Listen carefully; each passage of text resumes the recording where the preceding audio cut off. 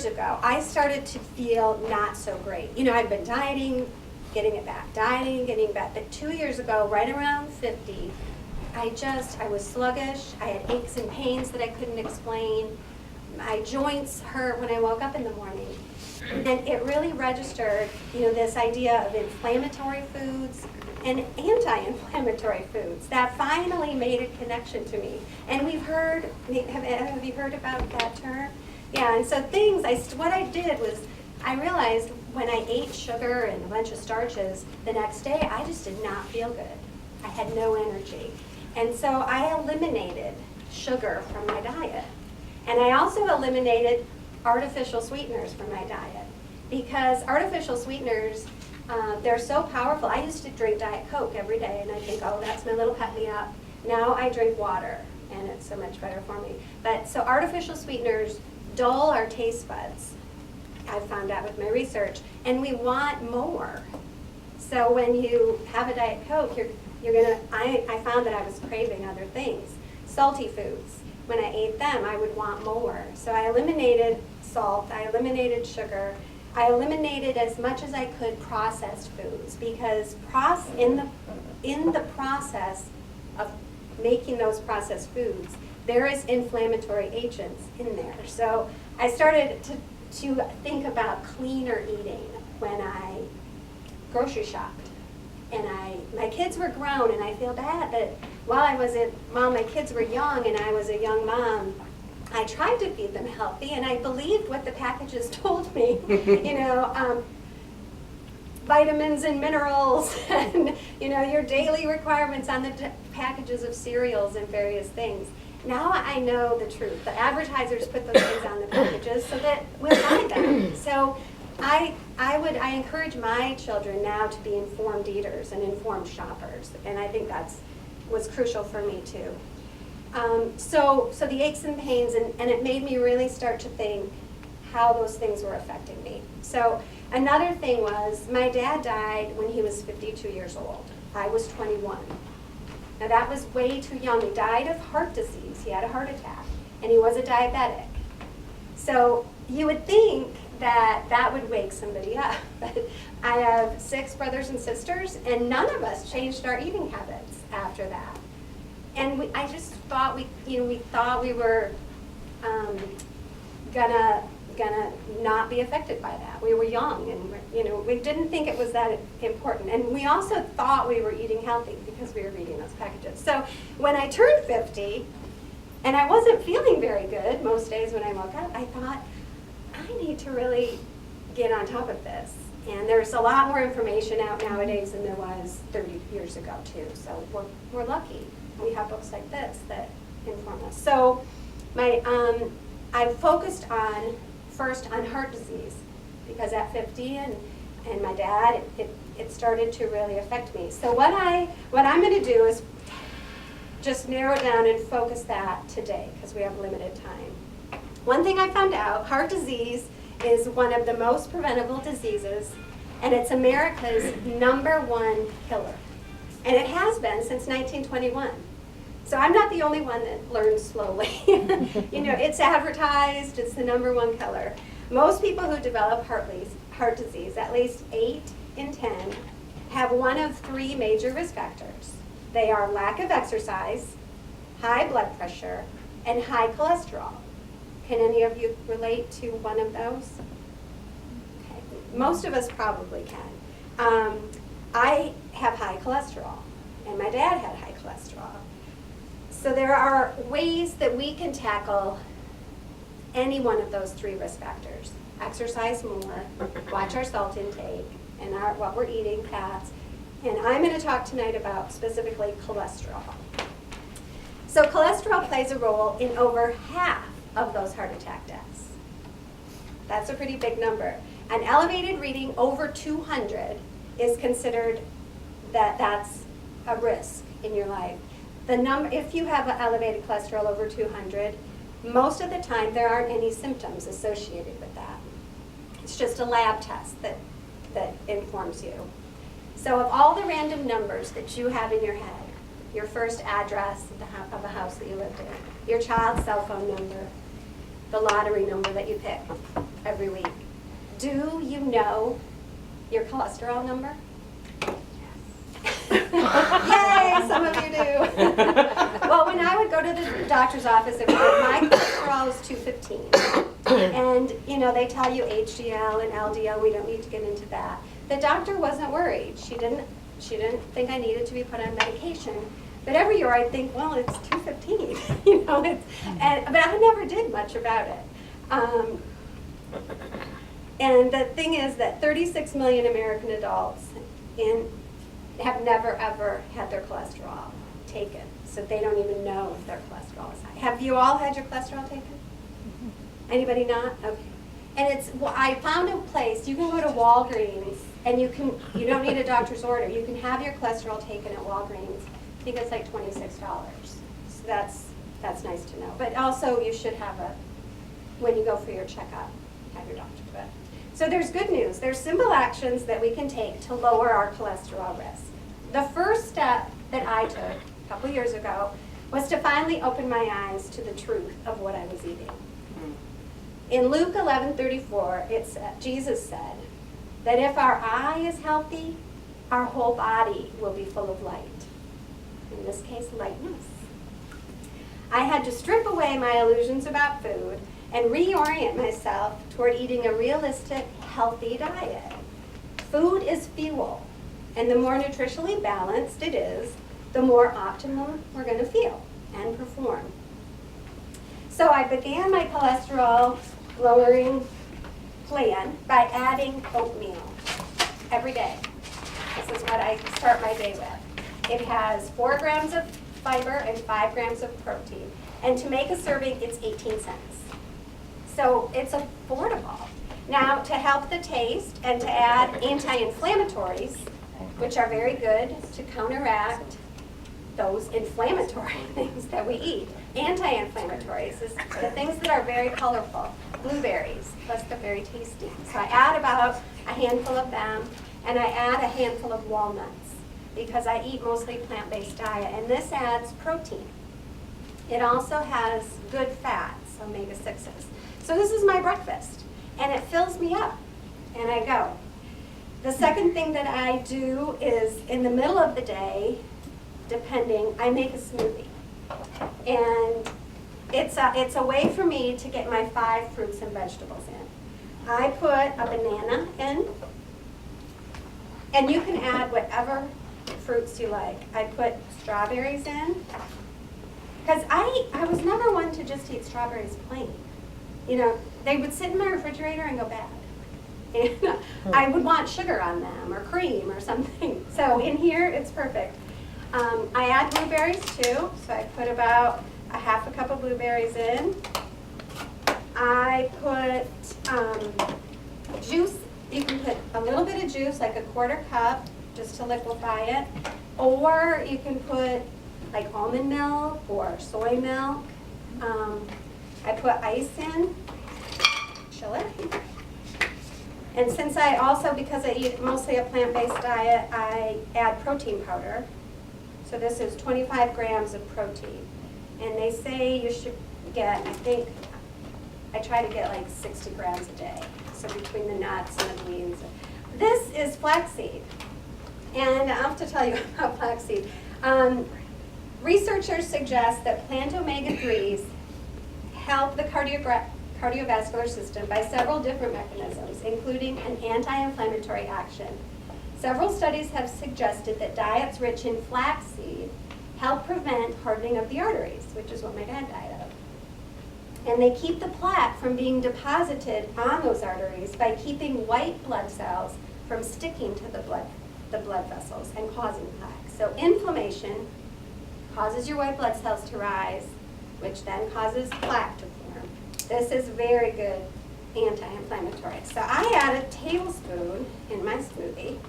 And the thing is you can't taste it. And you buy the ground, and it's about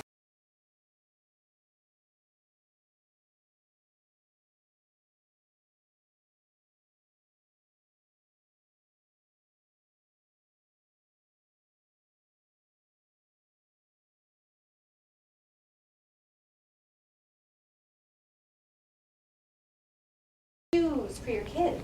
they won't know what's in there. So add a couple tablespoons when you're making soups or stews. The other thing I add is spinach. So there's my vegetable serving for the day. So great. Because I'm not, I don't eat that much food. And then I put, it looks like a lot. Lisa said, you drink that whole thing? I also add Greek yogurt, plain Greek yogurt. So that's what I do, and I'm not going to mix it up right now. I'm going to mix it up after, and you guys can have a taste of it, just to see that you can't taste the spinach, you can't taste the flax seeds. So there's 3 servings of fruit and 1 serving of vegetable right there. And it makes about this much of a smoothie, and I just sip on it, and it's a great afternoon snack or meal to keep me from eating other things. So I recently started thinking about fats.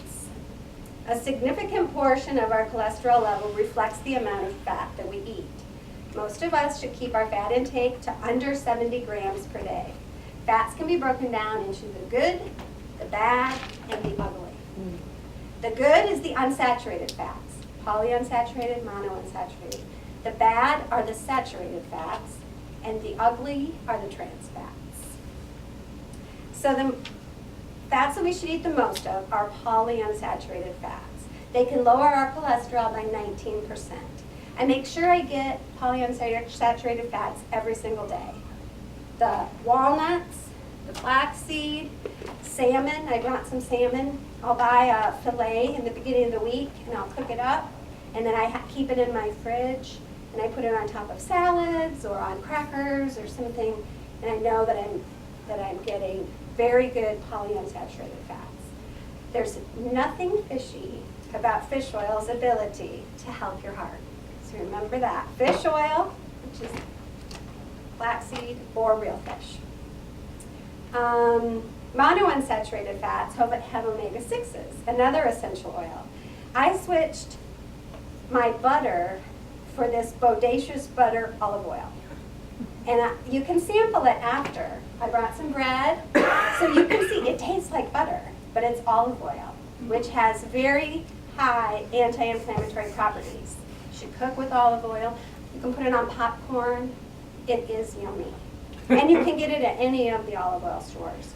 It's about $12 for this bottle, and it lasts, well, how much? Depending on how much butter you eat, I suppose. But this is like going on 6 months, so wow, for just the 2 of us.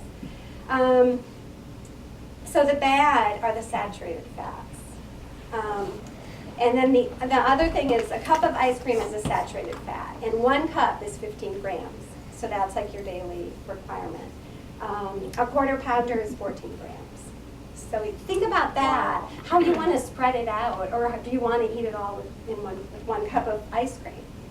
So if we think about what we're eating, and we want to eat for fuel, not for pleasure, all the time. So full-fat dairy products and red meat should play a very small role in your diet. Now the ugly fats are the trans fats. Their daily dose should be less than 2 grams. 1 cup of popcorn at the movie theater is 3 grams. 1 cup. You know those bags they sell at the movie theater? So that pushes you way over the limit. It's best to just avoid trans fats. I bring carrot sticks to the movies because my husband gets popcorn and I can't resist if it's right next to me. So I bring nuts and I bring carrot sticks, and it's the movie theater, even though they tell you don't bring food in. I asked, and they said that's okay. If you're bringing carrot sticks. So I would recommend that. Or, if your husband or your significant other is a snacker at night, keep a little baggie of a good snacker food, like the carrots or the nuts, so that you don't feel deprived. And you will transform your palate. Once you wean yourself off of things, slowly but surely, you won't really go to those. Have you noticed any difference? Yeah. And when I don't eat sugar, I don't crave sugar. Right. Yeah. It works. It really does. It really does take me to eat grease. You what? Yeah. My biggest thing was I went without fast food the whole time we were in our session last year. Oh, good. And just one trip, one French fry from McDonald's, I was sick for 2 days. Wow, Like, yeah. Wow. one french fry. from That's McDonald's. amazing. And So- those, yeah, McDonald's french fries are addicting. I used to love Yeah, I'm saying Mark. I'd drive through and get a small and not think that I was doing it. You know, but yeah. Your So- body changes so much after you I eat, know and you that. tell yourself and train your body to eat this stuff, and you go back to how you did, and then you realize, ooh, I don't want that anymore. Yeah, so imagine when I was eating all, you know, I'd go to McDonald's 3-4 times a week. I would get the french fries and I'd have chips because I thought with my kids, I thought, well, I need to have chips for the kids. I would eat them. And so you numb, I think from my research, you numb your palate and it just craves more of the same. They call it junk food because it is. It doesn't have any nutritional value. So thank you. So I would eliminate trans fat. I would just eliminate them because one thing I learned too is on the package, if it says 0 trans fat, like no, 0 trans fat on the front of it, legally they can have 0.5 grams of trans fat. And that's kind of scary because it says 1 serving, which is like 4 chips or 4 crackers. And I know myself, if I open a bag of crackers, I'm going to eat 10 or 12 crackers, mostly. Most people do, anyway. So then you're getting over a gram of trans fat when I was deluding myself that I'm like, well, it's no trans fat, you know. So be careful with that. Then my final recommendation is green tea, and I added green tea. I stopped all sodas, but I added green tea, and it's there's been a decade's worth of research about green tea's health benefits, and particularly its potential to fight cancer and heart disease. There's limited studies about its role in actually lowering cholesterol, preventing diabetes, stroke, and staving off dementia. So I love food as much as anybody else, but I finally decided that I was actually, you know, destroying my body with the choices that I was making. So over the past few years, I've eliminated sugars, white bread, white potatoes, white rice, and I've added very colorful foods, sweet potatoes, beets, spinach, kale, lots of fruit now, and whole grains, brown rice, quinoa. I do not feel deprived. I can be honest with you. I don't. I feel much more energized, and it's a daily decision to eat to live rather than to live to eat. So, are there any questions? Or I did bring samples after if you want to try some. I have a question about coconut oil. What type of fat is that? Because I keep hearing about it. Yeah, coconut oil is, I believe it's the polyunsaturated fat, and it's excellent. I have coconut oil that I use with cooking, and I also like the So Silk unsweet coconut milk. Have you ever tried? Has anybody tried that? It's great for coffee. I love it with my coffee, and I love it in the smoothie too. I prefer that over almond milk. Does anybody drink almond milk? Do you like it? Okay. I like both, but my family not the coconut. They don't They like don't the like the coconut, yeah. Yeah. Yeah. And you we like- have to buy sweet. you buy- We yeah. have to, or they won't drink it. Yeah, I've noticed my skin is different since I've been using the coconut milk too. I think it's really good for, yeah. Have you tried it yet? Coconut? Coconut milk? Or oil? No, when I was a little girl, we ate coconuts and we drank the milk, but Okay. but no, I haven't tried Real it in a coconut's container. good, too. Yeah. But it's nice, businesses are providing a lot more for us to choose from than we had. Thank you so much. Oh. Wonderful. Thank you. Oh, and I brought a little gift pack for each of you. The green tea, if you want to try it. That's my favorite brand. And then the healthy fats. The nuts. So there's like 2 servings of nuts. Almonds and pistachios, which Lisa brought. And good fats they fill you up. They satisfy you. So then you don't crave other things. So I